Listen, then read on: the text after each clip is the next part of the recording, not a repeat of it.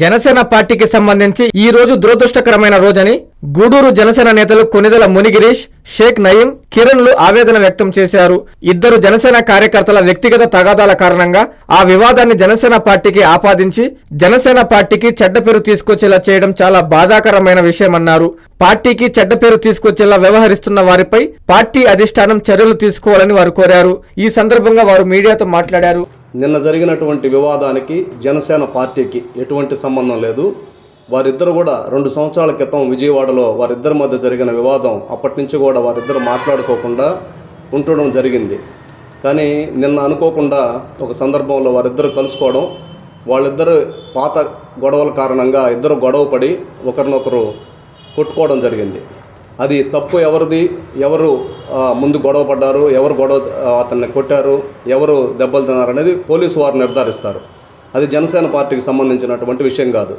ఈ సందర్భంగా నేను తెలియజేసేది ఏమిటంటే, జనసేన పార్టీ ఒక క్రమశిక్షణ కలిగిన పార్టీ. మా పార్టీ అధ్యక్షుడు ఎక్కడ కూడా ఎటువంటి క్రమశిక్షణ రాహిత్యాన్ని ఉపేక్షించరు. పార్టీ కూడా అదే విధానంలో నడుస్తూ ఉంది.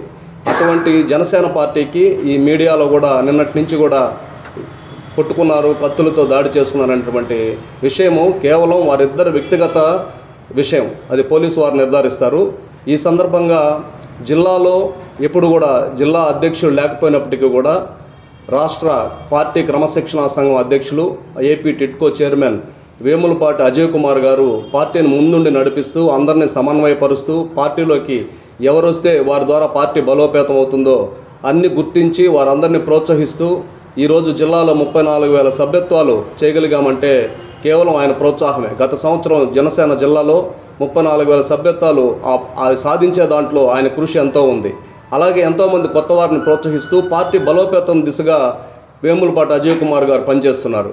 అటువంటి వ్యక్తిని టార్గెట్గా చేసుకుని కేవలం ఈ గూడూరు పట్టణంలో ఇద్దరు వ్యక్తిగత గొడవని ఈ రాష్ట్ర పార్టీకి, జనసేన పార్టీ నాయకులకి ఆపాదించడం అనేది చాలా దారుణమైన విషయం. ఇది కేవలం ఏంటంటే ఒక ఇంటెన్షనల్గా కావాలనే ఒక దురుద్దేశపూర్వకంగా దీన్ని పార్టీకి ఆపాదించడం. జనసేన పార్టీ ఒక తల్లి లాంటిది. ఏ విషయాన్ని కూడా క్షమించరాని విషయం. ఈడ వ్యక్తి ముఖ్యం కాదు. ఇది కేవలం పవన్ కళ్యాణ్ గారి కృషి వల్ల, ఆయన 10 సంవత్సరాల పోరాటం వల్ల వచ్చినటువంటి విజయం. కాబట్టి కేవలం మనం ఎవరో కొద్దిమంది స్వలాభాల కోసం, స్వార్థాల కోసం దీన్ని ఈ విధంగా పార్టీని నష్టపరచడం మంచిది కాదు. అటువంటి వాళ్ళు ఎవరైనా కూడా ఎన్ని సంవత్సరాల నుంచి పార్టీలో ఉన్నా కూడా ఇటువంటి చిన్న విషయాన్ని ఈరోజు మీడియాలో రాష్ట్ర వ్యాప్తంగా దీన్ని ఒక పెద్ద ఇష్యూగా చేసి రాష్ట్ర నాయకులకి ఇమేజ్ని డ్యామేజ్ చేసే విధంగా ఉన్నారు. నిజంగా కూడా వేములపాటి అజయ్ కుమార్ గారు ఎంతో క్రమశిక్షణ కలిగినటువంటి వ్యక్తి.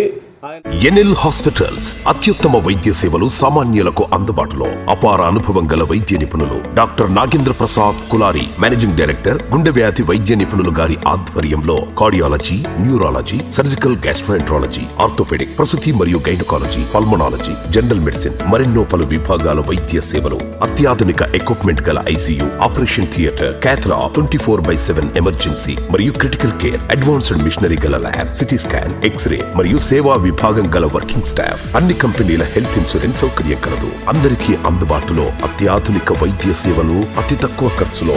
ఎన్ఎల్ హాస్పిటల్స్, పివిఆర్ కళ్యాణ మండపం ఎదురుగా, అన్నమయ్య సర్కిల్ దగ్గర, మాగుంట లేఅవుట్, నెల్లూరు.